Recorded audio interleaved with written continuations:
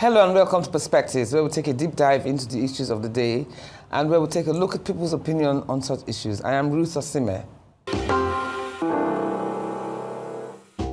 Welcome back to Perspectives on Arise News. Every child needs more than a roof over their heads. They need love, safety, protection, and a chance to thrive. Today, we revisit a journalist's 19-month undercover investigation that exposed the dark underbelly of Nigeria's adoption system, where a child was sold to him for 2 million naira with the backing of police, lawyers, and court officials. The story sparked national outrage and raised urgent questions about what child trafficking is disguised as adoption. This isn't just about one orphanage. This is about the soul of a nation, about how we treat our most vulnerable, and whether the fight for justice will be louder than the silence of complicity. To unpack what progress is being made and what still needs to be done, we are joined by key voices from within the government who are now at the heart of efforts to rebuild trust in a system that lost its way. Stay with us. This is a conversation we all need to have. We're heading for a short break, but stay with us because next up on the show is the planned discussions with our very special guests. Adedayo Benjamin, Laniyi, Soyombo, Idris Yahaya Atta, and Senator Darling Eze-Ajoku. Perspectives will return in just a moment. Welcome back to Perspectives here on Arise News. Let us begin the discussion in earnest by getting to know more about our guests. Adedayo Benjamin Laniyi, a respected women's rights advocate, public speaker, and politician in the APC party. She is the mandate secretary for Women Affairs in Federal Capital Territory Administration, where she leads efforts to empower and protect women across the Federal Capital Territory. We also have joining us Soyombo, an investigative journalist whose undercover work has triggered reforms, exposed corruption, and forced national conversations. Renowned both locally and internationally, his extraordinary courage and integrity has earned him high respect and recognition for holding power to account. Joining us too on this episode of Perspectives is Idris Yahaya Atta, the pioneer director of child development at the FCT Women Affairs Secretariat, known for advancing childcare and protection across Abuja in partnership with groups like UNICEF and UN Women. And last but not the least, we have a very full house today, is Senator Darlington Eze-Ajoku, a businessman, philanthropist who has devoted his post-Senate life to championing vulnerable children. As president of Coalition of Orphanages and Children's Homes in Nigeria, and founder of his own orphanage, he works to protect and amplify the voices of Nigeria's orphans. A great pleasure to welcome all of you here on Perspective this morning. So good to see, so good to see you. So before we get into the conversation properly, let us spare a minute or two to watch the following clip.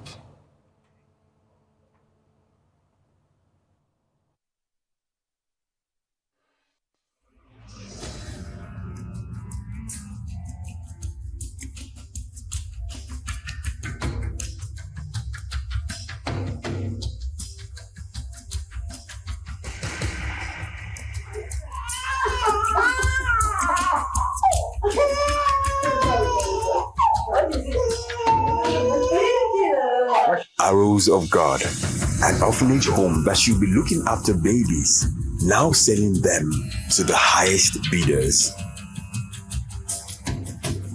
Partially. I guess.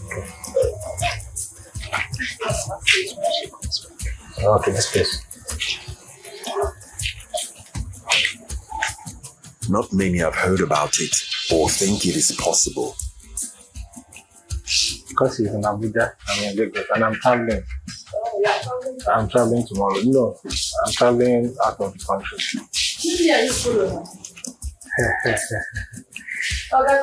So, For 19 months, I have been tracking a popular Christian orphanage said to be selling babies under the table for huge sums of money. After 2 failed attempts, I found a wife with whom I went to the orphanage home to claim I was childless. Look for you,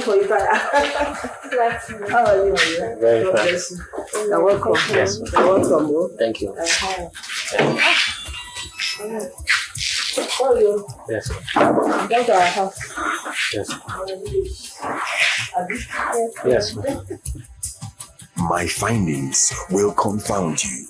An orphanage home that has received support from public figures. An orphanage home where you won't spend 5 minutes without being offered prayers or Bible passages. Thank you, Lord. Lord of Jesus. Amen. Amen.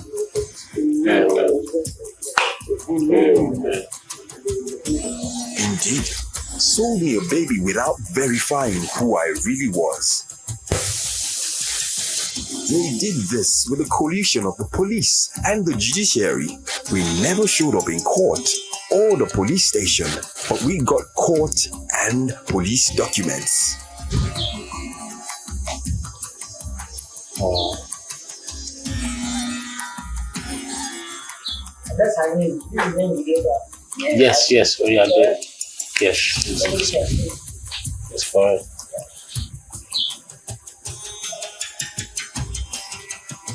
And it cost 2 million naira.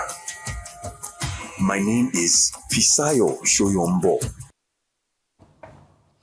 Now, to watch that was quite harrowing. But let me start with you, Soyombo, because you're the one that, introduced or showed us the underbelly of the adoption process. I want to ask, the woman that was carrying the baby in that video, that seemed to be the lead character in this movie that you made, what eventually happened to her after this video was released? Okay, thank you. After the video was released, the government responded by shutting down, the outlets of the orphanage in Lagos and in Anambra. She first went into hiding. Then afterwards, I think the ministry in Anambra, became interested, and then she turned herself in. I recall that she was charged to court by NAPTIP. But I don't know. I'm sure she hasn't yet been convicted. I know the case is still ongoing. Because the last that someone from NAPTIP reached out to me, the conversation was, we need you for this prosecution to proceed. They need you as a witness? Yes, that they needed me as a witness. And you can't do that? I told them what needs to happen. The first thing they need to do, they know that already. So when they do it, we'll see. So in other words, the case hasn't been, it's still open? The case is still in court. I know she hasn't been discharged and acquitted, and I also know she hasn't been convicted. Was she the only one that was held responsible? What about other characters, other people that played the role? Yes. So the woman who first, started the process of selling the baby in Lagos was picked up before Reverend D.C. Ogo. Okay. Yeah, who is a retired officer of the Nigerian military. Okay. Yeah. Let's get to Dayo. Dayo, good to see you. Now, what gaps did the investigation, Soyombo's investigation, expose in orphanage oversight? And what has been the official response so far? What have you guys done to change that narrative? Or try and change the narrative?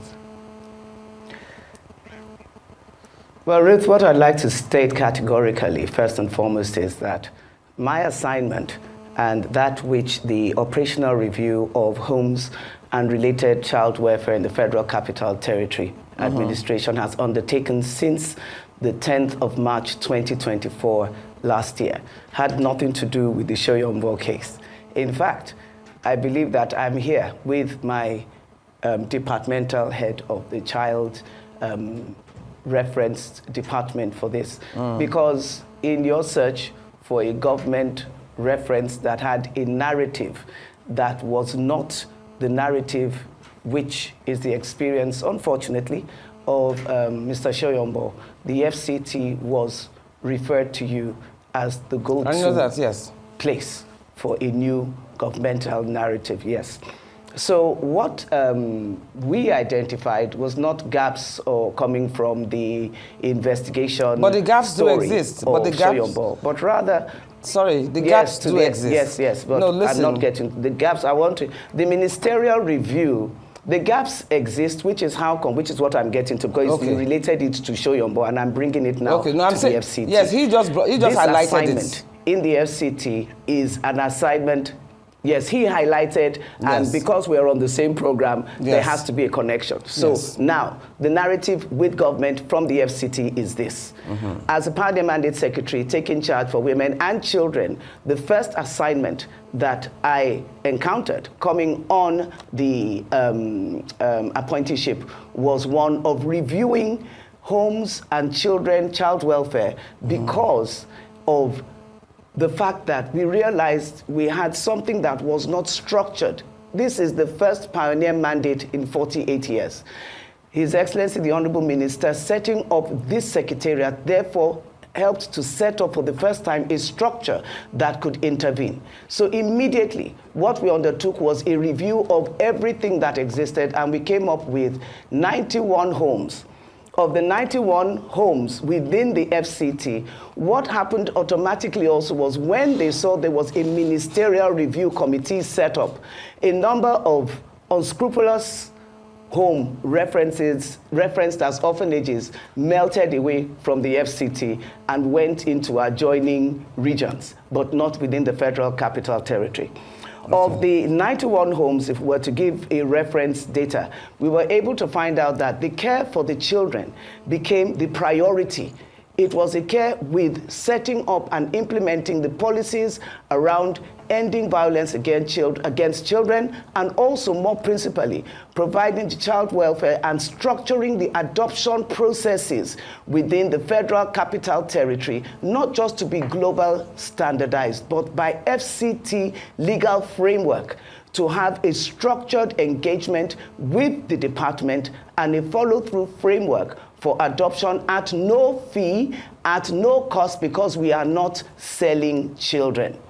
Now the structures and the framework for that have a protocol, and that protocol demands that you begin not with a proxy, but with yourselves, putting in your request by a registered format in the Office of the Child Department that is followed through to establish the different categories of adoption that require the protocol that the FCT administration, through its Child and Welfare Department, has structured and now articulates for that engagement and for that formal procedure. So for us, what we're able to do immediately was to structure using the Ministerial Review Committee on this operation of homes, adoption processes, and child welfare in the FCT. And it has proven to be an incredible turnaround narrative for what had been the stories. I didn't come on board to do a witch hunt. I didn't come on board to create an out-of-time battle. I just came on board to set up structures. And I am happy to say that the FCT right now, when it comes to adopting a child, Mr. Soyombo, I would like you to please carry out an investigation here and see what or whether there is that but you've already said caricature, let's call it, okay, of adoption. Thank you. You said that the adoption is free in FCT. Does that apply to other states as well? Because some would argue that this adoption process costs several millions of naira. My domain is a Federal Capital Territory.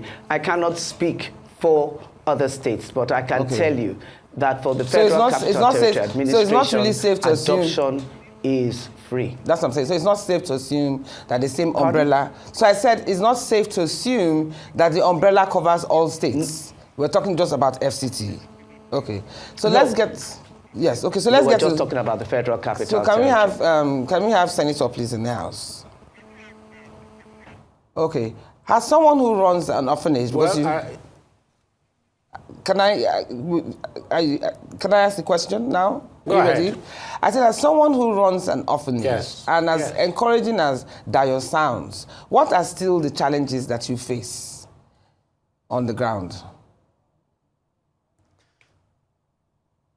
It is important for us to understand that there are homes that look after children properly, and there are homes that set up themselves to commit fraud, that is, carry out this type of activities. It's not all homes that exist in Nigeria that are involved with child trafficking. But I must tell you that even before I got to establish my own orphanage, I have been hearing of trafficking through orphanages. And I believe that somehow it is still going on somewhere. I want to commend the FCT for trying to sanitize the FCT of such opportunities for people who would want to commit such crimes. But it is important for you to understand that Nigerians being who we are, some people are bound to do the wrong things. There are many people who got into orphanages out of passion to see and support the next generation from the vulnerable class. My orphanage was set up as part of that process in order to help the next generation, as part of my social responsibilities. Now, you will agree with me that the orphanages also have a lot of issues. They have a lot of problems. I'm not saying that the problems they have would justify trafficking in children. Orphanages as they exist in Nigeria are funded solely by the owners of the orphanages. They pay the school fees, medical fees, electricity, water, everything that the child requires. It's done by the owners of the orphanages. So far, government has not recognized that the children in the orphanages are Nigerian children, and therefore that they need support. Now, these children come into the orphanages either through abandonment or through issues related to families, struggling for children and all that. When the social welfare receives children, either from husband and wife quarreling, they send those children to the orphanages. When they send them to the orphanages, they walk away. No form of support for maintenance of those orphanages. They are not a justification for trafficking, but it is important that we understand what is going on within the orphanage sectors. There are a lot of people in the orphanage sectors who are concerned about ensuring that our next generation from this vulnerable class becomes somebody. Okay. But they will need support. They will need intervention. And the process for adoption has to be made easier for them, for people not to be tempted to harass the orphanages, and that there should be more oversight to try and check these activities. Okay. Now let's get to Idris. How are you working, Idris? How are you working with UNICEF, UN Women, and NAPTIP to clean up the adoption system and stop trafficking through orphanages? What parameters have you put in place to curb this trafficking? Yes, thank you very much. We've been working with our development partners like UNICEF, as you mentioned, and UN Women, and also NAPTIP. Presently, we have bilateral committee with NAPTIP, whereby the Women Affairs Secretariat, most especially the Child Development Department, and NAPTIP come together.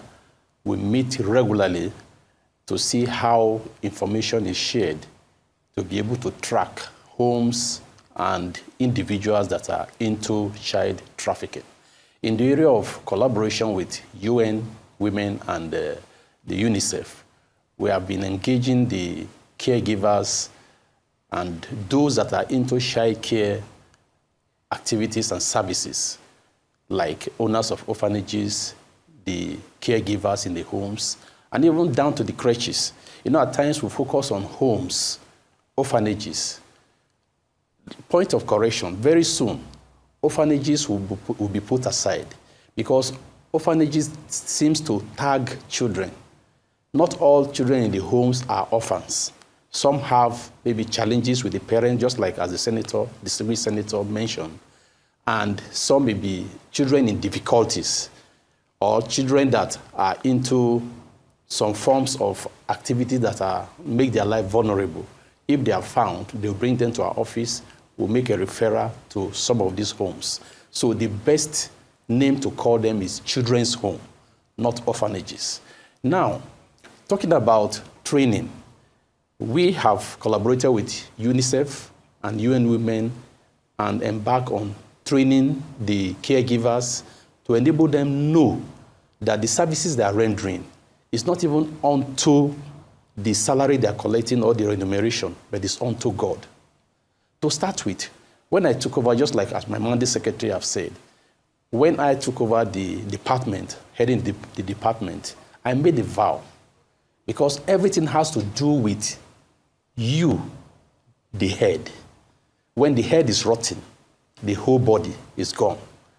I called my staff and I told them, I said, this desk today, as I take over as the head of this department, I made a vow that anyone that enter into any transactionary discussion, that is the adjective I normally use, transactionary discussions that will lead to exchange of money.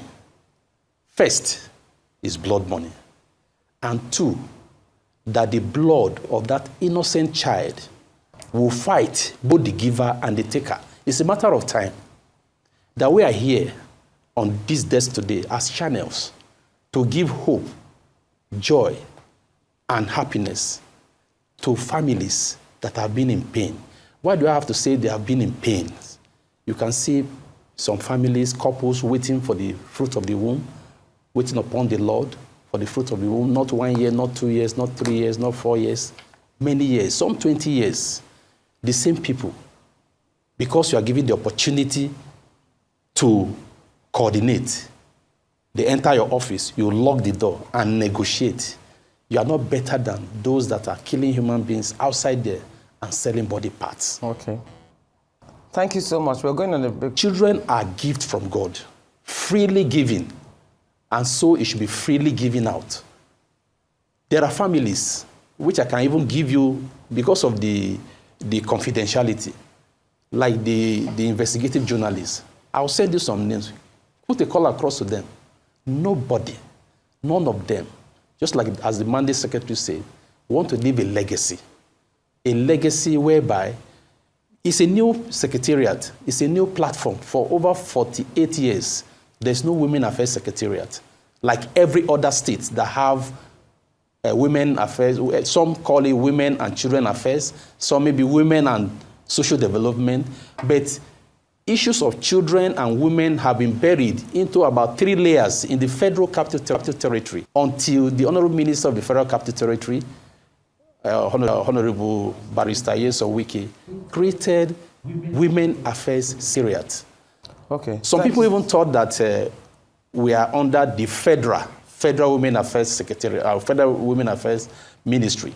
But FCT is just like sub-state, just like every other state, Women Affairs Secretariat, and not federal ministry. So we discovered that issues of women, children have been buried. So we're going on a break now. Until the creation of... We're going on a break now, Mr. Idris. We'll be right back. Okay. So we'll continue with the conversation. Go grab a cup of tea. Thank you. See you in a few minutes.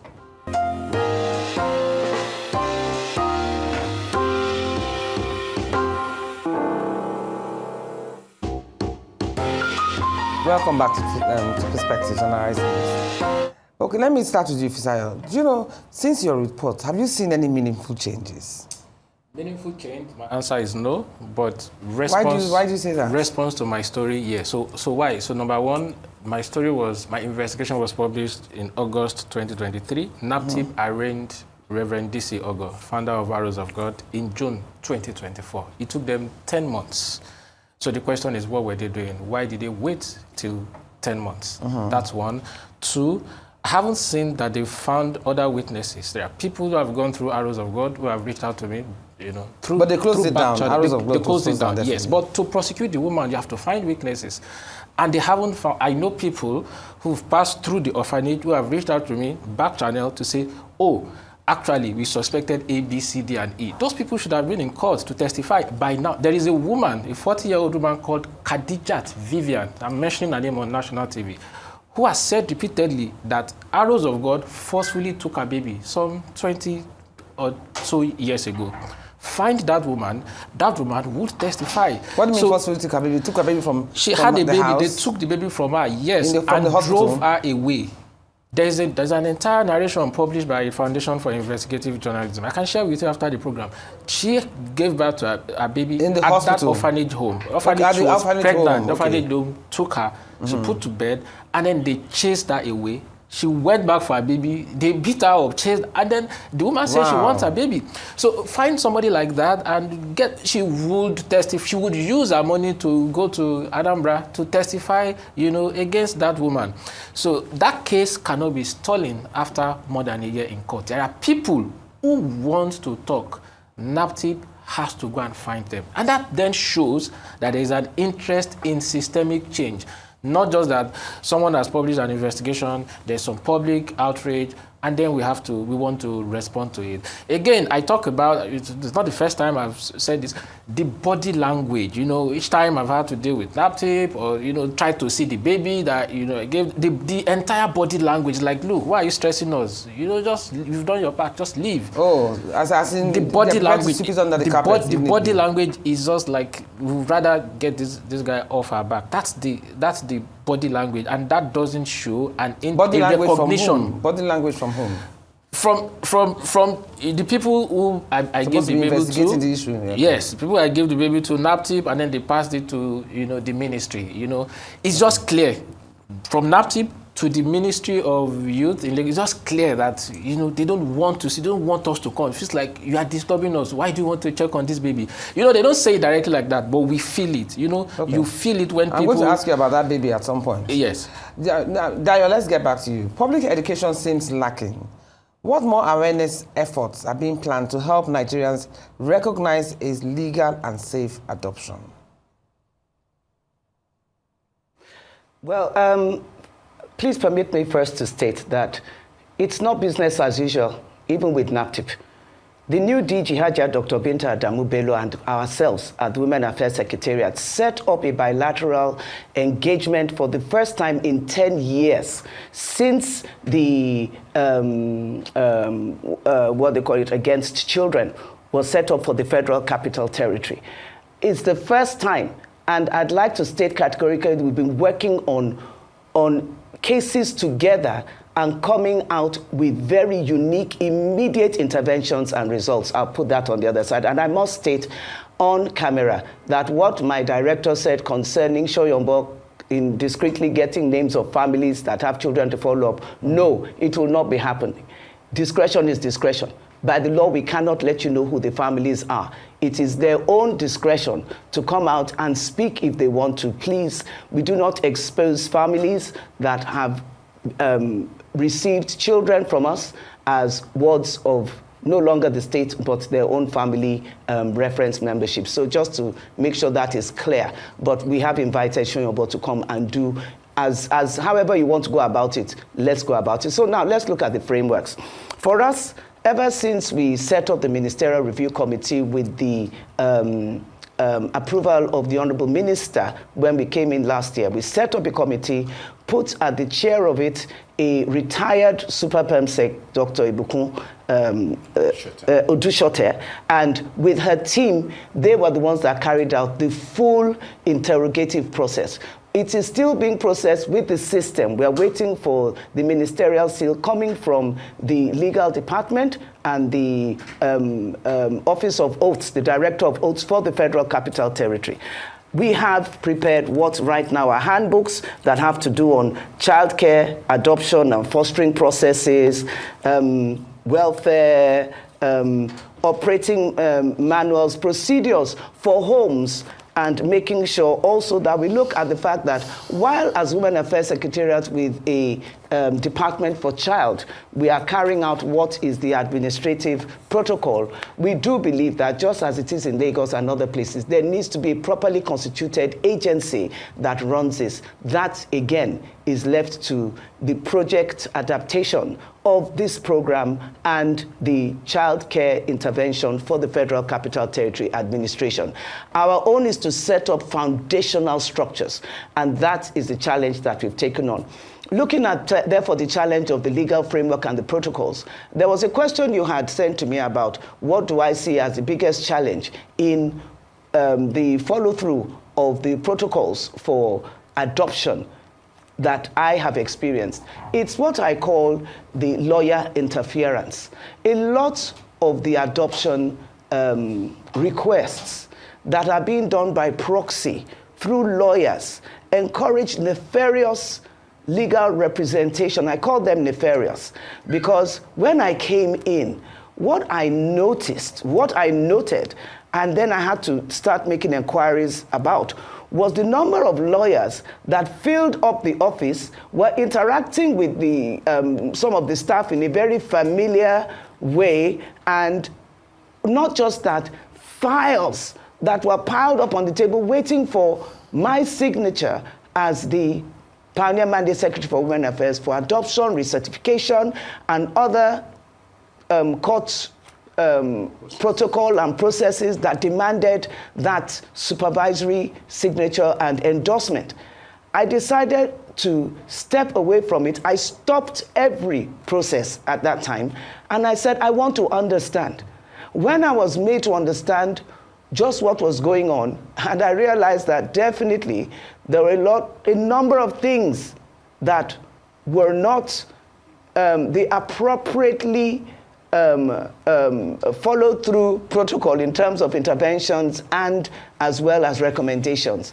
I then requested from the Honorable Minister the opportunity to set up this ministerial review committee. So because it now became like, oh, there's one woman trying to stop processes. And I had to make it clear, it's not about one woman. I am taking responsibility by the assignment that has been given to me through the privilege of this appointeeship. It was with that we started to sanitize. And how I know, the lawyers, the number of lawyers and the line disappeared from my office. Okay, let's get to right Senator. now, when you come to the department child, you have to be certain that what you're coming for is an adoption inquiry request or let's get to process. Let's get to the senator. senator. Let's get to the senator because we're pressed for time. What steps should orphanage owners take to regain public trust, and how do we separate credible homes from those exploiting children? Well, let me again raise some of the issues the orphanages have. Orphanages, as you know, are homes to more than 5, 6, or 7, sometimes up to 20 children. And we know that in this country now, for a family of 4, the living expenses are very, very high. For orphanages, we would want to see a situation where government intervenes to support, because these are Nigerian children. Some orphanages pay up to 2 to 4 million naira school fees every quarter. And feeding is also there, medical attention and all that. We want to appreciate the general public who have continued to visit and support orphanages, but we want government to do more. We want government to get involved. Now you know that, except now that the system is being sanitized with the new administration, hitherto, you would, as an orphanage owner, government brings a child to your orphanage with a letter, and they come again with a letter to collect the child. You have no right to refuse, except in 1 or 2 cases when I had intervened and had the opportunity to speak to the adopter. And I have refused in one occasion because I felt the child was going to be used as a house girl, because the woman who wanted the child does not live with anybody. Her husband doesn't live with her husband, doesn't live with anyone, and was specifically asking for a 15-year-old child. And I said, this child is going to school. We cannot stop her school. But that's by the way. One of the things we have asked government to do before now was that any child to be adopted should bond with the person coming to take the child. You just don't arrive at the door of the orphanage the same day with a letter. The child doesn't know you. You know, it creates psychological problem for the child.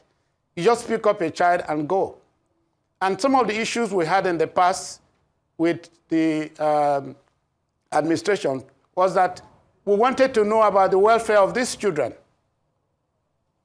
We are not allowed to know these people who have adopted the children, but because these children have been our children, I mean, there are children who have grown up with me from the day they were 4 months, and when they are 6 or 7, you just come one day and whisk them away, and I want to know how is that child doing, and I don't get a feedback. I'm not allowed to go and find out. We don't know whether the children have been used for ritual. And this is something that needs to be addressed nationally. FCT is addressing theirs, and I'm by this calling on all the states to address the issue of children that have been adopted. Are they being accounted for? Where are those children? These are our concerns as orphanage owners, and these are issues that we would like government to look into. Now, to encourage orphanages that are doing the right thing, government should look into their issues and support them. We have asked for free education for children in the orphanages, especially all the schools owned by the state or owned, the state-owned schools. Children from orphanages should go to the schools free of charge. They should go to hospitals owned by the state free of charge. Government should provide water and not bill the orphanages every month. Because the orphanage owners are people with passion trying to help. They shouldn't be overburdened. And therefore, I'm using this opportunity to appreciate Nigerians who have supported orphanages, but a lot more is needed. In the support for orphanages, anybody... Go ahead. Finish your sentence. Shall I continue?